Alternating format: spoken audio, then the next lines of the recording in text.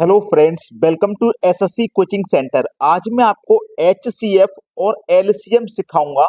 HCF के 2 से 3 type सिखाऊंगा और एलसीएम सिखाऊंगा दशमलव संख्याओं के। ठीक है, तो वीडियो को पूरा देखें। चलिए स्टार्ट करते हैं। पहला सवाल। अब यहाँ संख्याओं को देखोगे 37 37, 45 45, 59 59। अगर ऐसी संख्या कभी आ जाए और उसका आपको एचसीएफ निकालने को कह दे तो आप क्या करोगे? आपको पेन और पेपर भी नहीं चलाना। आपको ऑप्शन में एक अंक दिया होगा 101। बस यही आपका एचसीएफ होगा। बात खत्म हो गई। अब ये कैसे होगा वो सीख लीजिए। अगर हम 101 का मल्टीप्लाई किसी भी संख्या से करते हैं, जैसे मान लो हमने 11 से कर दिया, तो 11 एक कम 11 का एक हासिल लगेगा एक। 11 का 0 में करेंगे तो 0 आ जाएगा, जो हासिल का एक था वही आ जाएगा। और 11 एक कम 11, देखो 11 11 रिपीट हुआ। अगर हम 101 का मल्टीप्लाई किसी और संख्या से करें, जैसे मान लो 99 से कर देते हैं, तो 99 का गुना 1 से करो, 99 का 9 रहेगा, हासिल का 1। फिर 99 का 0 में करेंगे तो 0, लेकिन जो हासिल का 1 9 था वही आ जाएगा। और फिर 99 का 1 में करो तो 99। तो यहाँ पे भी देखो 99 99 आ गया, डबल डबल संख्या आ गई। आप कहोगे सर आप जुट वाली संख्याओं का करा रहे हो, मैं किसी और का भी करा लेता हूँ। जैसे 1 को 1 का गुना किया हमने, 101 का गुना कर दिया, चलो 37 से। तो 37 का गुना 1 से करो, 37 का 7 हासिल लगे 3। 37 का 0 में करेंगे तो 0 आ जाएगा, हासिल का 3 वही आ जाएगा। और 37 का 1 में करो तो 37। तो देखो 37 37 रिपीट हुआ कि नहीं हुआ? तो 101 हमारी ऐसी संख्या है जो इन डबल डबल संख्याओं को भाग करती है। ठीक है, डबल डबल। तो अगर आपको ऐसी संख्या एचसीएफ निकालने को दे दे तो आपको पेन भी नहीं चलाना, केवल ऑप्शन में एक ही आंसर देखना है कि 101 हमारा कहां लिखा हुआ है, वही आपका आंसर हो जाएगा। ये पहला टाइप क्लियर हो गया। अब देखते हैं आगे। अब देखिए यहाँ पे 3 संख्या है, 323, 456, 722 का एचसीएफ निकालना है। तो हमारे पास सबसे पहली थिंकिंग ये है कि हमें इन संख्याओं के बीच में अंतर लेना है, जिन संख्याओं के बीच में अंतर सबसे कम होगा। ये पहली संख्या, ये दूसरी संख्या, तीसरी संख्या। अगर मैं 323 से 722 का अंतर निकालता हूं तो लगभग 400 के पास पहुंचेगा। ठीक है, अगर मैं 456 का निकालता हूं लगभग कितना पहुंचेगा? 300 पहुंचेगा लगभग। और यहाँ पे मैं पहली संख्या का दूसरी से निकालता हूं तो इसका अंतर सबसे कम रहेगा, जो कि 133 है। 6 में से 3 गया 3, 5 में से 2 गया 3, 4 में से 3 गया 1, 133 है।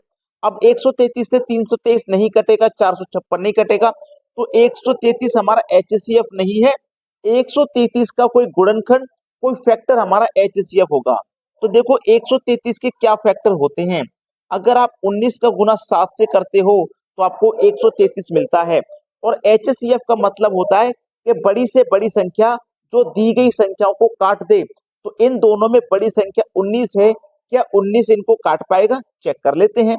19 एकम 19, 32 में से 19 गया तो 13 बचा, 13 में लगा दो 3, 133 हो जाएगा। तो 19 से तो 133 कट जाएगा। चलिए यहाँ पे आ जाइए। 19 दूनी 38, 45 में से 38 कट गया, 7 बचा, 7 में 6 लगा दो 76, 19 चौके 76, ये भी कट गया।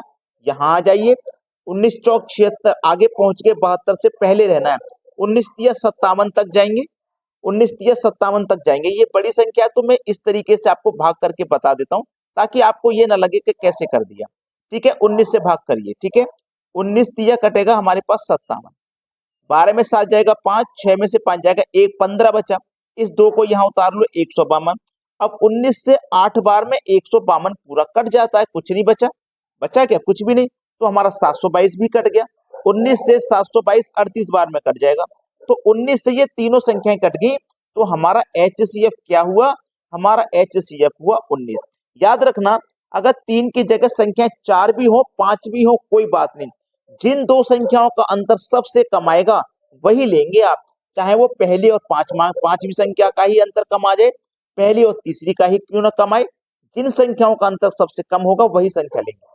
या तो वही संख्या आपका आंसर हो जाएगा, जो अंतर है वही हो जाएगा, अगर वो नहीं है तो उसके कोई गुणनखंड हो जाएंगे। ठीक है, अब देखते हैं आगे। अगला प्रश्न, इसका हमको एचसीएफ बताना है। 24 26 48 का एचसीएफ बताइए। तो देखिएगा, अगर हम 24 और 36 का अंतर लेते हैं तो कितना आ जाएगा भैया, 12 आ जाएगा। और 36 का और 48 का अंतर लेंगे तो यहाँ पे भी अंतर 12 है, और अगर इनका अंतर लेंगे तो इनका अंतर 24 है। तो हमको तो कम वाला अंतर लेना, 12 लेंगे हम। अगर हमारा 12 से ये तीनों संख्याएं कट गई तो 12 ही HCF है। 12 से नहीं कटी तो 12 के फैक्टर करेंगे, फैक्टर से कट जाएगा। तो 12 दूनी 24, 12 तिया 36, 12 चौक 48, 12 से तीनों संख्या कट गई तो HCF हमारा क्या हो जाएगा, 12। अब देखो ये तो तरीका आप सीख चुके हो, मैं आपको एक और तरीका बता रहा हूँ। 24, 36 और 48 ये तीन संख्या है ना, आपने एलसीएम विधि देखी होगी। आप इस तरीके से एलसीएम निकालते हो, इस तरीके से आप HCF भी निकाल सकते हो। देखो कैसे, 2 से कटाइए, 2 से कट जाएगा ये 12 बार में, ये 18 बार में, और ये 24 बार में, ठीक है। फिर 2 से कटाइए, 2 छिक्के 12, 2 नीम 18, और 2 से 24 कटेगा 12 बार में। अब 2 से तो कटेगा नहीं, 3 से कटेगा। 3 से कटाइए, 3 दूने का 6, 3 तिया 9, 3 चौके 12। अब यहाँ पे देखो नहीं कट रहा, 2 से ये तीनों संख्या नहीं कटेंगी, 3 से भी ये तीनों संख्या नहीं कटेंगी, 4 से भी नहीं कटेंगी। जब तक हमारा एक ही संख्या से कटेंगे ये, तब तक काटना है। जब नहीं कटेंगी वहां छोड़ दो। देखो यहाँ तीनों संख्या 2 से कटी थी तो हमने काटा, फिर तीनों संख्या 2 से कटी काटा, फिर तीनों 3 से कटी काटा, अब ये कट नहीं रही। तो जिन संख्याओं से कट गई है उन्हीं का मल्टीपल कर लो, 3 दूने का 6, 6 दूने का 12, HCF 12। तो उम्मीद करता हूं कि ये तरीका भी आपको बहुत अच्छा लगा होगा HCF निकालने का। अब देखते हैं आगे। अगला प्रश्न है 575, 1225 और 625 का HCF निकालें। तो देखो मैं दो तरीके सिखा सका हूं। यहाँ पे आप वही तरीका लगा सकते हो कि दो संख्याओं का आप अंतर करिए, ठीक है। दो संख्याओं का अंतर करो, जिनका अंतर सबसे कम हो वो करिए। या तो वो अंतर ही हमारा आंसर होगा या उसका कोई फैक्टर होगा, ठीक है ना। क्लियर हो गई ये बात, तो आप सीख चुके हैं।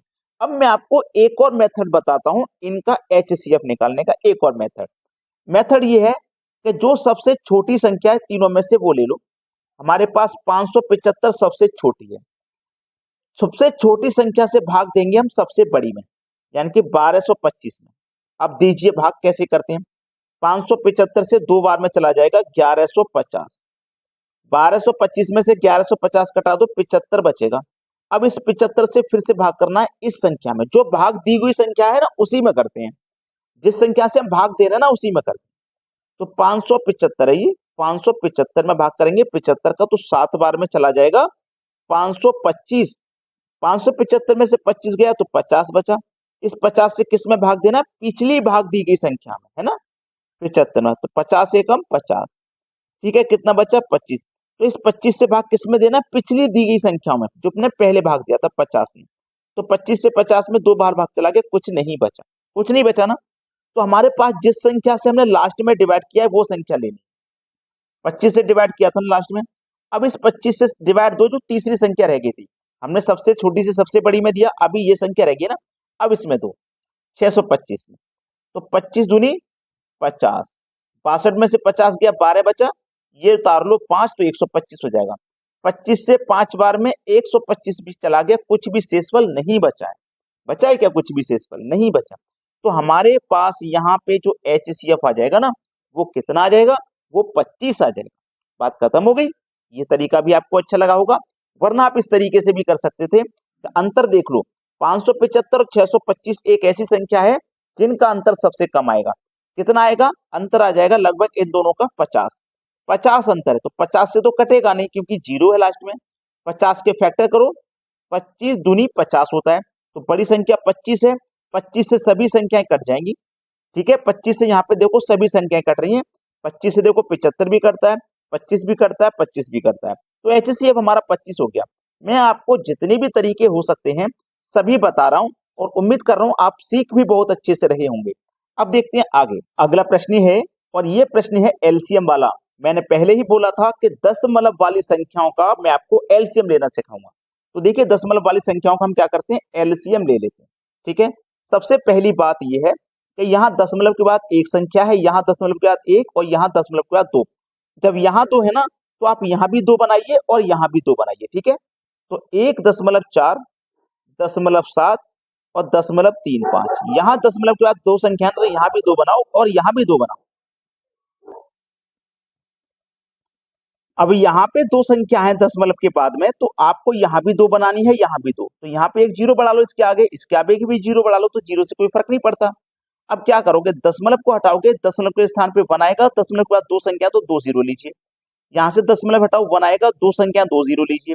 यहाँ से दशमलव हटाओ, वन आएगा, दो संख्या दो जीरो लीजिए। अब हमें एलसीएम पूछा है ना, तो ऊपर वाली संख्याओं का एलसीएम लेना है। तो ऊपर वाली संख्याओं का एलसीएम लेंगे तो 140 एलसीएम आ जाएगा।